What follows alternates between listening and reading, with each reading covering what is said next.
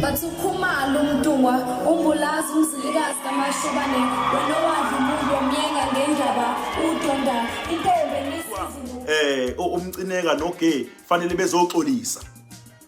ngoba nakho iMpucuzeko iyiFeyila ngoba khona umuntu ongekho kuyona naye lo muntu ebengekho kuyona ngifuna ukumnikeza isifundo namhlanje ngithi mina funda kwamukele mfowethu ukuthi izinto ziyakwazi ukuphumelela ngisho ungayona ingxenye yazo ngoba phela usiyena uNkulunkulu izinto abazizenza ibuso uNkulunkulu sinamadlozi thina ekona busisebenzi wethu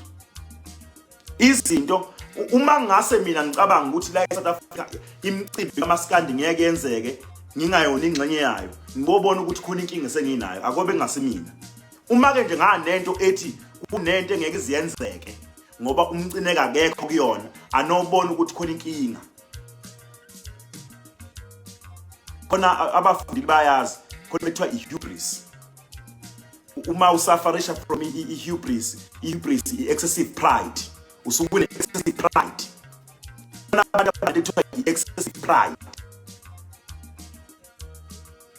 uma ngicabanga ukuthi uma sikanje phandle kwamawukho yini le nama ama-festival ayenzeka nansi enye yenziwa uMapholoba ngiyamsupport ngomhla 24 September and izoba impumelelo ngoba ayikho into ethi izinto zenziwe usibanibani ukuze sibe impumelelo uMaskanda umile umculo kaMaskanda umile ngidedwa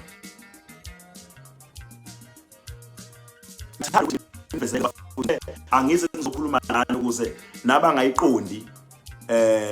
ipi esibhekene nayo ba understand ngoba izobhekana nabo bonke abahleli bomcimbi nathi lesimabhili kwakuthiwa ngeke yenzeke kwakusho njalo ngoba akekho umculo uthize kuyona kodwa kwasuma uZulu wonke kwasuma iSouth Africa yayothi shiqe emabhidi ayikho into engeke iziyenzeke bafethi ngenxa ukuthi kuthiwa umcineka kayona ingxenye yayo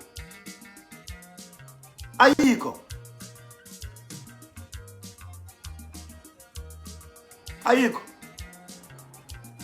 izinto sisazozenza zenzeke futhi engenzeki kobe ngazona izizathu sokuthi hayi ubani kobe kunezathu